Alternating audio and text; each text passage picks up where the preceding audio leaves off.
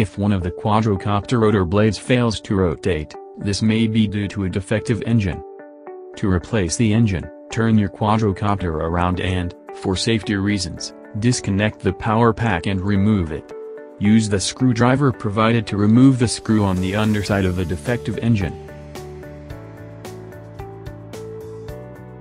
Now remove the engine cage. Unplug the lead of the defective engine and remove the rotor blade carefully.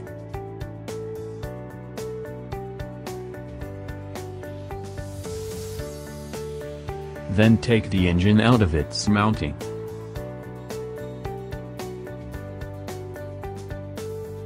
Make sure you install the correct replacement engine.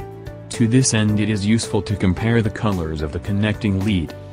Put the engine back in its mounting, plug the lead into the quadrocopter and replace the cage.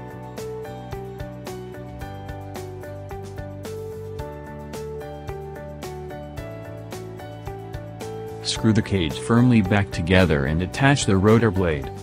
If you are replacing several engines at the same time, please make sure you mount the rotor blades in the right order. Please make sure the power pack attached has been fully charged. Connect the power pack lead to the lead from your quadrocopter.